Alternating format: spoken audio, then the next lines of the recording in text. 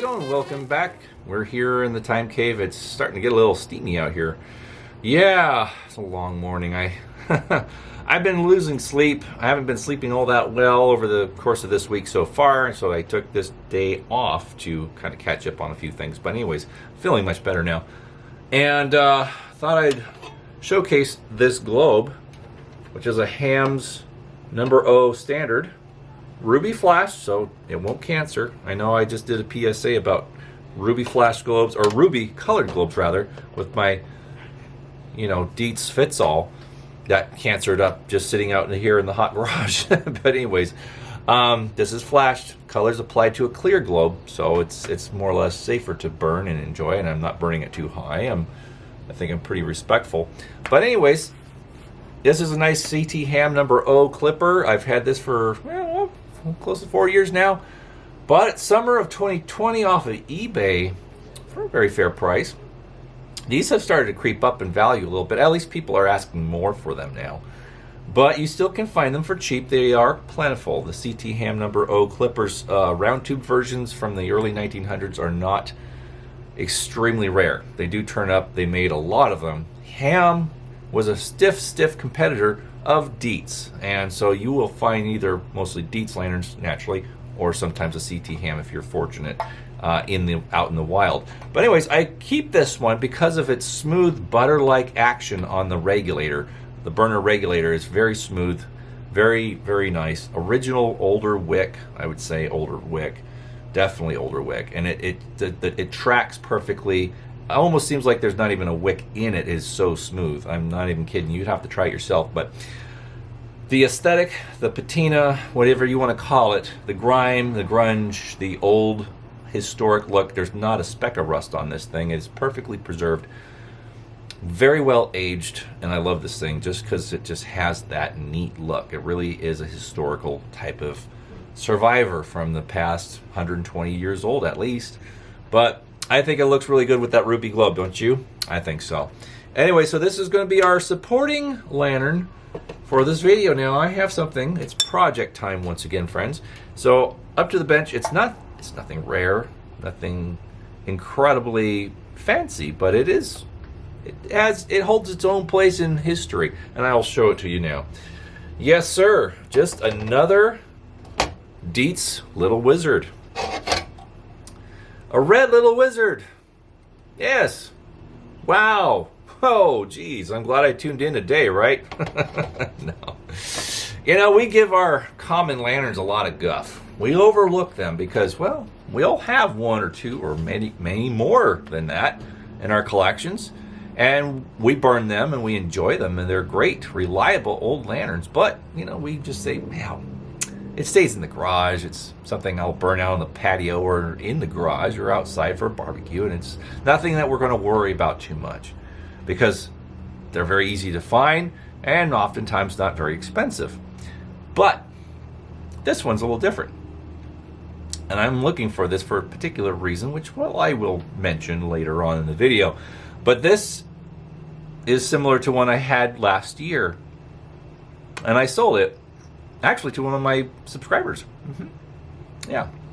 Now, this has a globe in it that's very rare, and that's mainly why I bought this, is because the globe is it's not easy to find, and it indicates a certain thing. Now, this is just a red painted little wizard. It's easily 1940s era. I will have to remove the red paint. This is not original. It was applied at some time, probably in the 60s, maybe 50s or 60s. But it's pretty sloppily applied. It's not very attractive. It's dirty. It's got a lot of things going on. And it's everywhere, So I'm going to remove the paint. And as much as I like old red paint, this is not old enough or distressed enough for my liking. But this is the reason why I bought it. You see that? Haha. You see the US on there? That's right. That's right. US. That is there for US Army. So at one time in this lantern's history, it was used by Uncle Sam's Army. That's right. It was. And most likely during World War II. This one has no little slotted vents on the top of the baffle, for those who don't know. this part of the chimney right here in the center is called a baffle. It blocks a lot of the air, and that's why it doesn't have a lot of slots, because you collect air from these vents down here, these little perforated holes.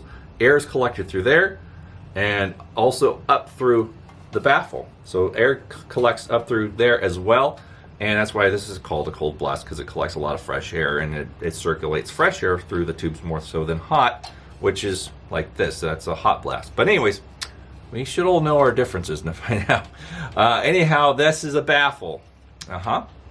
It's part of the chimney assembly. But anyways, the earlier versions of this have little slots along here. You've probably seen them, you notice them. But by the mid 30s, they got rid of that. Maybe even a little earlier. Right on the cusp of the Depression, the slotted baffle went away, and it became enclosed one solid piece that they stamped out, and then they soldered and then pressed in their air tubes. But anyhow, this would definitely be later, early pre-war. But yeah, so I needed, once I remove the paint, I'll be able to see when it was made. Street sweeping day. You hear that? Yeah, I do too. Anyways, this is a fun piece. Okay, just wait till it's gone. Don't want to talk over the street sweeper. Anyway, this is going to get cleaned up. I'm going to remove the paint and see what's underneath it, and we'll have a really nice lantern. I mean, everything's loose. The cap's free. The burner's free. Everything more or less works, you know. So it's not really trashed. It came in one piece, so that's good. Globe is not cracked or damaged, and that's kind of where the money is. These U.S. marked globes are very hard to find for the Little Wizard. You'll find some for the Vestas occasionally, and that's great because the military used Vestas as well. As I've seen during World War II, also field images of hospitals and in army camps out on the front in the theater of battle. Women using, or nurses using, D-lights even, as well as Little Wizards. They used a lot of kerosene lamps out there because power was kind of at a premium, and you only had so many generators, and they were used for other things besides lighting. Maybe lighting a general area in a larger camp, but a lot of tents and other structures on army camps during World War II even had kerosene lamps, and I've seen pictures of nurses holding either Pauls or Dietz. They used whatever they could get their hands on, absolutely. But yeah, this is kind of a neat piece, and it definitely has U.S. Army heritage, and I'm going to clean it up, and it's actually going to be a gift. I have a friend who's a retired Master Sergeant, and he's a good guy. He's been a good friend to me, and well, we share a lot of similar things. He's not really an antique guy, but he does like these lanterns. He's made several comments on them when he's been over, and I thought, well, you know what? He is definitely very Army. He's very proud and of his service. It's very special to him, and I appreciate and respect him for his service as well. But yeah, I thought this would be a nice gift. So I'm going to get it cleaned up and restored for him, and hopefully he'll like it. I think he will definitely enjoy it. He has a wonderful outside area. He's got beautiful outdoor space, and we hang out there occasionally and enjoy a good cigar and some barbecue. But anyways, I think he might really like this lantern because of the U.S. Army connection, and it's something from me of my interests to him, and I think that'll be a good deal. And it won't be perfect, but it'll show some, show some distress, and I'll get the paint removed and get a little nice looking, and yeah, we'll go from there. But anyways, the globe was really what did it. Since it had this globe, I knew it had some history. Hopefully we'll see a World War II era date on the air tube here. Right, the paint's fairly thick. It's hiding a lot of stuff. Anyways, so there we go, friends. Yeah, that's what we're dealing with. So this will be our project, and I will be getting started on this this weekend. I'm not starting on it today. I have way too much things going on. I have some company coming over later, and so I'll be cleaning up stuff and getting ready for them, and I have to go to the grocery store, so I have a whole laundry list of things that I need to be doing. And it's also going to be really warm out here.